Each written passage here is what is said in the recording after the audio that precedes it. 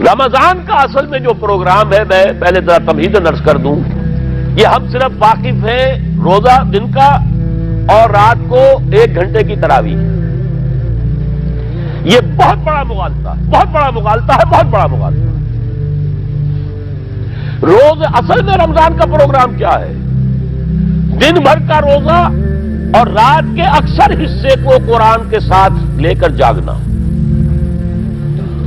لیکن حکمت خداوندی نے پہلے حصے کو تو فرض کیا ہے، دوسرے کو فرض نہیں کیا، اس کو ترغیب اور تشویق پر چھوڑ دیا ہے. لیکن اس کی جو اہمیت ہے میں چاہتا ہوں کہ پہلے اچھی طرح اس کو سمجھ لیں آپ. دیکھیے پہلی حدیث اس میں ہے ان سلمان الفارسی رضی اللہ تعالی عنہ قال خطبنا رسول اللہ صلی اللہ علیہ وسلم فی آخر یوم من شعبان. حضرت سلمان فارسی سے مروی ہے، انہوں نے فرمایا کہ خطبہ ارشاد فرمایا ہمیں اللہ کے رسول نے صلی اللہ علیہ وسلم شعبان کے آخری دن. فقال، آپ نے ارشاد فرمایا، یہ خطبہ طویل ہے، میں نے صرف شروع کے چند جملے یہاں نقل کیے. یا ایھا الناس قد اظلکم شہر عظیم، اے لوگوں تم پر ایک بہت عظمتوں والا مہینہ سایہ فگن ہو گیا ہے. دیکھیے سایہ فگن سے وہ انگریزی کا محاورہ آپ کے ذہن میں آنا چاہیے، coming events cast their shadows before. ابھی رمضان شروع نہیں ہوا ہے، شعبان کا آخری دن ہے، تو وہ کمنگ ایونٹ جو ہے رمضان مبارک، اس کا سایہ آ گیا ہے تم پر. اس لیے حضور نے وہ لفظ استعمال کیا قد اظلکم، ظلال کہتے سائے کو. قد اظلکم شہر عظیم، بڑی عظمت والا مہینہ ہے. شہر مبارک، بہت برکت والا مہینہ ہے. شہر فیہ لیلۃ خیر من الف شہر، اس میں ایک رات وہ بھی ہے، وہ مہینہ جس میں ایک رات وہ بھی ہے جو 1000 مہینوں سے افضل ہے. انا انزلناہ فی لیلۃ القدر وما ادراک ما لیلۃ القدر لیلۃ القدر خیر من الف شہر.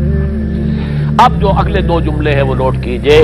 جعل اللہ صیامہ فریضۃ وقیام لیلہ تطوعا، اللہ نے ٹھہرایا ہے، قرار دیا ہے اس کا روزہ رکھنا تو فرض کے درجے میں، اور اس کی رات کا قیام تطوع کے درجے میں، اپنی مرضی پر، اپنی خواہش پر، نفل کے طور پر یہ تم پر لکھ دیا گیا ہے. لکھا تو گیا ہے، جعلہ تو ہے. مجعول کا جو پہلا مفعول ہے وہ کیا ہے؟ جعلہ کا. مجعول اول کیا ہے؟ دن کا روزہ. اور مجعول ثانی کیا ہے؟ قیام لیلہ، رات کو کھڑا رہنا. اب یہ رات کا کھڑا رہنا اس کی کتنی مقدار ہوگی؟ کہاں سے معلوم کریں گے؟ قرآن سے.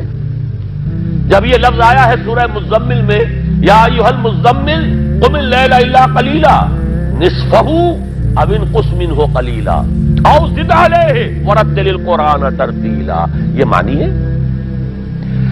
اے رہا کمبل میں لپٹ کر لیٹنے والے، کھڑے رہا کرو رات کو سوائے اس کے تھوڑے سے حصے کے، یعنی آدھی رات یا اس میں تھوڑا سا کم کر لو، جسے پھر کہا مفسرین نے 1/3 رات کم سے کم.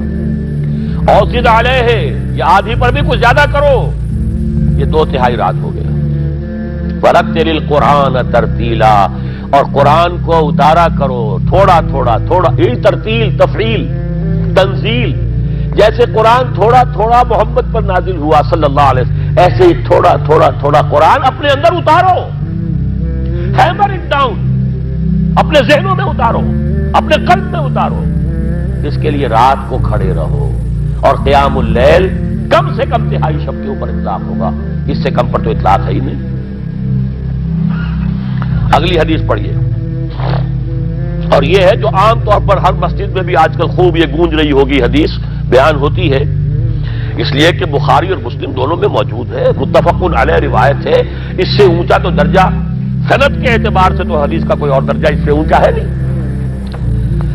عن ابی ہریرہ رضی اللہ عنہ قال قال رسول اللہ صلی اللہ علیہ وسلم، حضرت ابو ہریرہ سے روایت ہے، آپ نے فرمایا کہ حضور نے ارشاد فرمایا، من صام رمضان ایمانا و احتسابا غفر له ما تقدم من ذنبه، جس نے روزہ رکھا رمضان مبارک کے دوران اللہ پر یقین رکھتے ہوئے اور اس سے اجر و ثواب کے حاصل ہونے کی امید میں، اس کے تمام پچھلے گناہ معاف ہو جاتے ہیں. ومن قام رمضان ایمانا واحتسابا غفر له ما تقدم من ذنبه، اور جو کھڑا رہا رمضان کے دوران، کھڑا رہا ہے، جیسے ساما، میں نے شروع میں آپ سے عرض کر دیا تھا، یہ مصدر ساما یصوم صومن، قام یقوم قیاما، ومن قام رمضان، جو کھڑا رہا رمضان کے دوران، پورے رمضان کے دوران کھڑا رہا، ایمان و احتسابا کی شرط پھر وہی ہے، غفر له ما تقدم من ذنبه، وہی اجر اس کا بھی ہے، ومن قام لیلۃ القدر ایمانا واحتسابا غفر له ما تقدم من ذنبه، اور جو خاص طور پر لیلۃ القدر میں کھڑا رہا ایمان اور احتساب کے ساتھ، اس کے بھی پچھلے گناہ معاف ہو گئے۔ اب یہ قامہ اور سامہ جیسے آ رہا ہے ایک دوسرے کے ساتھ پیرلل ہو کر، اس کو نوٹ کر لیجیے، من سامہ رمضان من قام رمضان، کیا یہ 1 گھنٹے کی تراویح جو ہے اس پر پوری اترتی ہے؟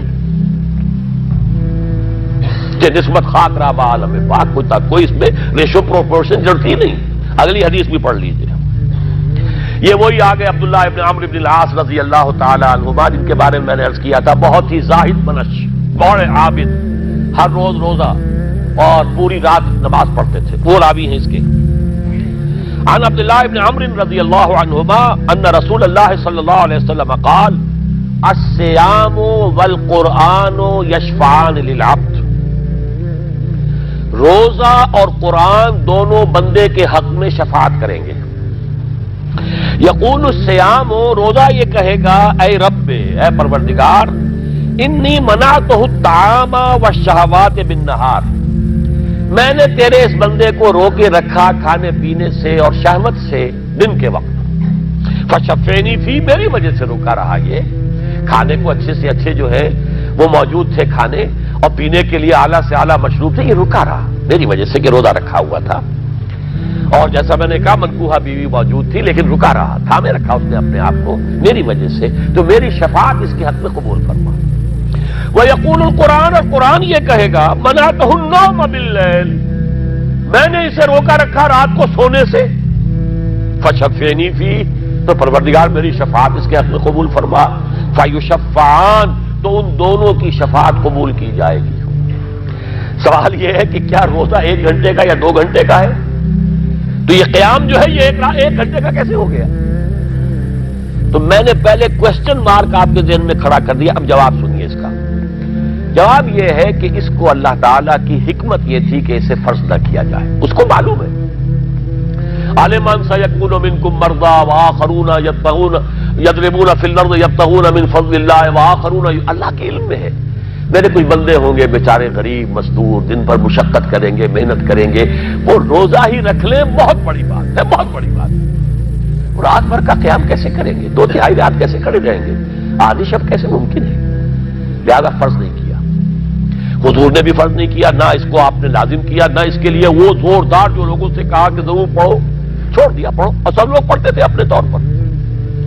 اب یہ کہ کوئی آدھی رات کھڑا ہے، کوئی 1/3 رات ہے، کوئی پوری رات ہے، تھے اللہ کے بندے، لیکن 3 دن حضور نے یہ باجماعت نماز پڑھا دی، لیکن پڑھائی ہے وہ تہجد کے وقت، یعنی لوگ رات کے وقت جو بھی ہے کھڑے ہیں، جاگ رہے ہیں، قرآن پڑھ رہے ہیں، لیکن یہ کہ خاص تہجد کے وقت آپ اپنے حجرے سے برآمد ہوئے تو لوگ جمع ہو گئے، آپ کے گرد جمع ہو گئے، آپ نے 3 دن یہ 8 رکعتیں جو تہجد کی حضور کی ہوتی تھی، وہ آپ نے 8 رکعتیں پڑھائیں باجماعت، لیکن وہ وقت تہجد کا تھا، یہ نوٹ کر لیجیے۔ 4تھے دن بھی صحابہ منتظر رہے، کیا حضور برآمد ہوں گے، تشریف لائیں گے؟ نہیں آ رہے حضور، تو کچھ کھنگار بھی رہے ہیں، کہیں پتہ نہیں حضور کہیں اونگ نہ آ گئی ہو تو ہماری آوازوں سے جاگ جائیں، پھر بھی نہیں آئے حضور۔ اگلے روز آپ نے فرمایا کہ میں جان بوجھ کر نہیں آیا، میں اگر یہ متواتر تمہیں پڑھاؤں گا تو یہ تم پر فرض ہو جائے گی۔ یہ ہے وہ رافت اور رحمت، بالمومنین رؤوف الرحیم، جو اللہ تعالیٰ کی شان ہے رحمان الرحیم ہونے کی، بالمومنین رؤوف الرحیم، یہ محمد الرسول اللہ کی ہے، تم پر یہ سختی جو ہے یہ تمہارے لیے قابل برداشت نہیں ہوگی، لہذا میں نے یہ 3 دن صرف پڑھائی ہے، اگر مسلسل پڑھاتا تو فرض ہو جاتی۔ یہاں تک تو ہے حکمت نبوی کا معاملہ، اب آیا حکمت صحابی یا حکمت خلیفہ راشد۔ یہی معاملہ رہا حضور کی حیات طیبہ کے دوران، یہی حضرت ابوبکر رضی اللہ تعالیٰ عنہ کی خلافت کے دوران، یہی حضرت عمر کا بھی ابتدائی دور، لیکن دور خلافت عمر فاروق کے دوران یہ واقعہ آیا کہ حضرت عمر داخل ہوئے مسجد میں، دیکھا رات کے وقت